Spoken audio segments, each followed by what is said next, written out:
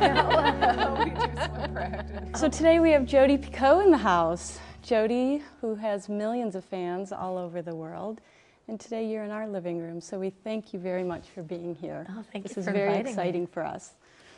So I think I'm going to start off very generally because you wrote a new book, 19 Minutes. And I know that whenever I read any of your books, I know I'm in for a very good read. And I also know that you are going to make me confront an issue that I might not necessarily want to, or I pretend it doesn't exist. And certainly in 19 minutes, you've done that. Yeah. So I'm just kind of curious how you go about starting a book. How does the subject come first? Do the characters come first? What is the process you go through? Most of the books that I write, like you said, you know, if I've made people think about an issue that nobody ever wants to read about, then I know I've done my job. And because of that, for me, most of the issues come out of things that my kids bring home from school, questions that I'm thinking about as a woman or a wife or an American, things I don't have the answers to. It could come out of a fight I've had with my husband. It could be something I read in a newspaper. The ideas for the books come from all over the place.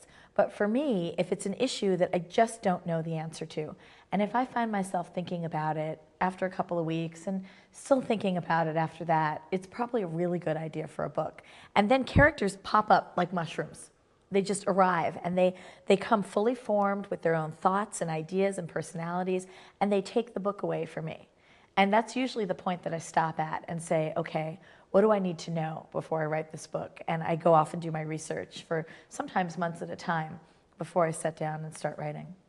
So this subject matter, high school shooting, obviously we know through the media what has happened in our country. Right.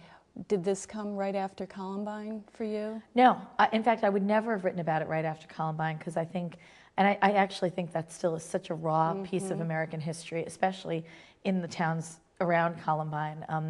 I don't think those towns will ever actually get over that. I think they'll actually just get through it if they can. And in fact, I was out doing an event in Denver last year and someone asked me, what's your next book about? And I mentioned this, and you could have heard a pin drop. And I'm very much looking forward to going out to talk about this book in that community again. For me, the idea came about because I'm a mom. I have 3 kids who are 11 and 13 and 15. And at some point in their lives, they have all gone through some form of bullying in school. And I think everyone is bullied at some point in their life. And you know, for me, the singular moment was when I was in 8th grade. I was a brain in school, and we didn't have any honors classes in my school. And a bunch of my friends decided that we wanted to see if someone would start an English honors class because we were bored. And we got a bunch of signatures on a petition. We talked to the administration. And one night we went to the school board to present this. And the next day in school, I was reaching into my locker, and a kid walked by as I was reaching for a book and took the top of the locker and slammed it shut on my hand, called me a name that I won't mention, and broke my finger. And, you know, I was 13 at the time. And I still remember what that felt like. And then years later, you know, that all went away. I became a parent. I remember my oldest son was 5 years old. He was in kindergarten, and I was there helping with snack.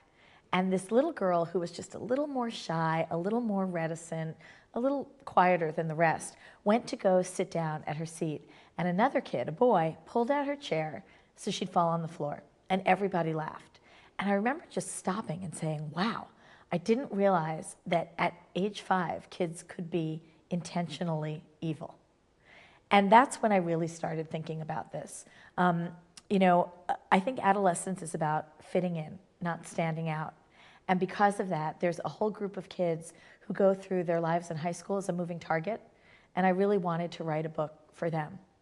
Also because in the wake of all these school shootings, I think we've heard so much about what's the answer, if we can hand down an answer from political administrations, from school administrations, and I don't necessarily think they're looking at the right issues. They're trying to put Band-Aids over bullet holes, but they're not really addressing the root of the problem, which is difference and growing up different and learning how to tolerate difference.